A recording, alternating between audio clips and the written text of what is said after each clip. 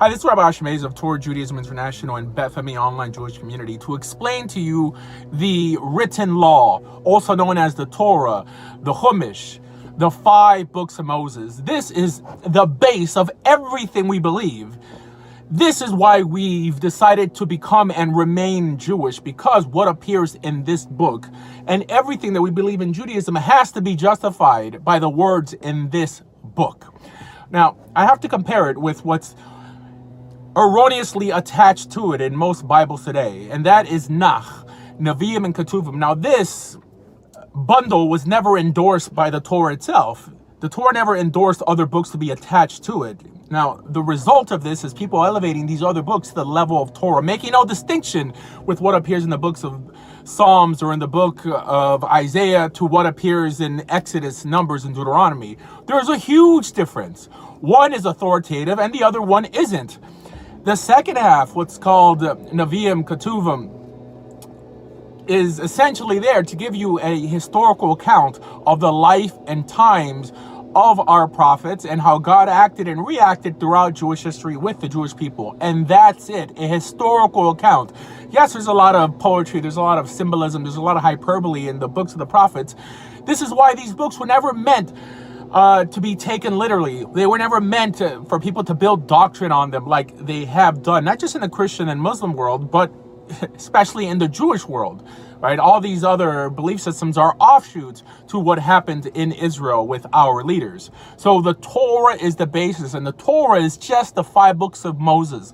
Specifically, it's the commandments within the 5 books of Moses.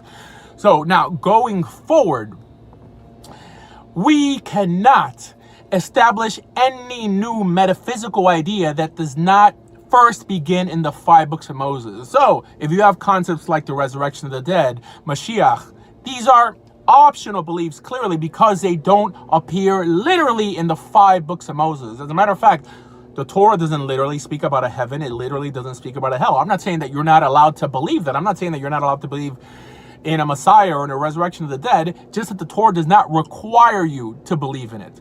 Now, the oral law is sanctioned within the Torah.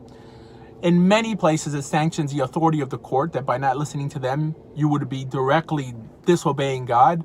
So this is why we keep what's called the oral law, because it is first mentioned in Torah. It is sanctioned in Torah.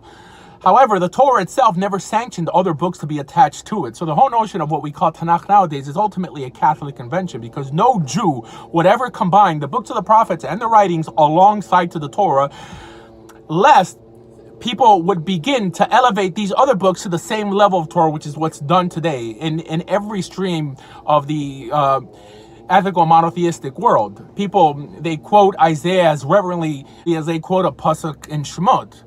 Why am I telling you all this, my friends? It's because I want you not just to choose to become Jewish, I want to help you remain Jewish. And if you don't have a stable base, you're not going to remain in our belief system too long. And that base is the Torah.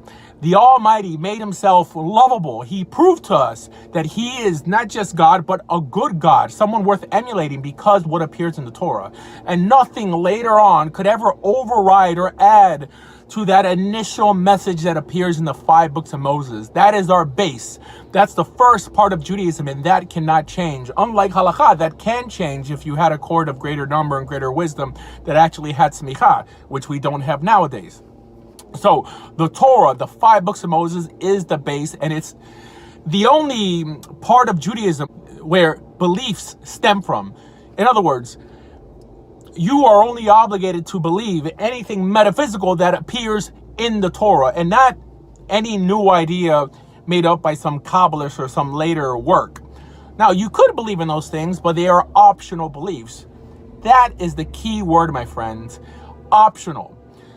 You have to start using that in your vocabulary a lot more, and things will begin to make a lot more sense to you. The Torah is obligatory and everything else is optional to believe. Why is halakha obligatory? Because the Torah sanctions it. And that's it. Friends, for more information about everything Jewish, please visit TorahJudaism.com. Thank you.